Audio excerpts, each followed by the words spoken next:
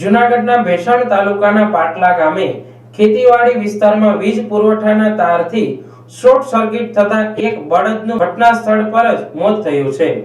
ભેસાણ તાલુકાના પાટલા ગામે આજરોજ બપોરના 3 વાગ્યાના સુમારે અચાનક ખેતીવાડીની વીજ લાઇનમાં ઝાડના શોર્ટ સર્કિટ થતા એક બળદનું મોત નીપજ્યું અને એક ઢાળિયું સળગીને ખાખ થયું હતું। સાથે સાથે માલ ઢોરની નિરણ પણ બળીને ખાખ થઈ ગઈ હતી।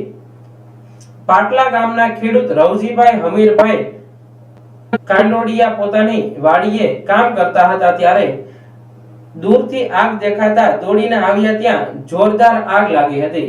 બાદમાં આજુબાજુના ખેડૂતો દ્વારા ભેગા થઈને પાણીથી આગ ઓલવવામાં આવી હતી। વીજ વાયર ઝાડ ઉપરથી પસાર થતા હોય આ આગ તેના અર્થિંગથી લાગી હતી।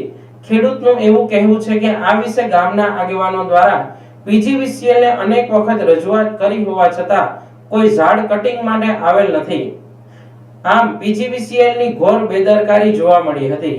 ગામના આગેવાનો તેમજ તાલુકાના પીજીવીસીએલ ના અધિકારીઓએ ઘટના સ્થળ ઉપર પહોંચીને ગામના સરપંચ સહિતના આગેવાનોની હાજરીમાં પંચ રોજકામ કર્યું હતું અને જે વળતર મળવા પાત્ર હશે તે ખેડૂતને મળશે તેવું જણાવ્યું હતું। હાલો આજરોજ ભેસાણ તાલુકાના પાટલા ગામે અતુલભાઈ રવજીભાઈ કંડોલિયાની વાડીએ ઢારિયું અહીંયા હતું અને શોર્ટ સર્કિટ થઈ ગયેલ છે અને ઢારિયું હરકી ગયું, એક બળદ હરકી ગયો અને એવી અમારી ઓલી છે અને કાંઈ એવી અમારી રજૂઆત છે। જે બી આમાં રજૂઆત કરેલ છે તો કોઈ તંત્રે કાંઈ એની કાર્યવાહી કરેલ નથી। તો સરપંચે પણ અરજી કરેલ છે આ ઝાડવા કટિંગ કરવાની, પણ માથે 11 લાઈન છે એટલે હવે કંઈક અમને આમાં સહાય કરે એમ। આની વખત આની પહેલાં તમે રજૂઆત કરેલ? હા, રજૂઆત કરેલ છે, સરપંચે અરજી કરેલ છે, પછી કાંઈ અહીંયા ઝાડવા કાંઈ કટિંગ કરવા આવેલ નથી। આ બનાવ બનેલ છે। ક્યારે બન્યું શું? આ દિવસના 3 વાગ્યા।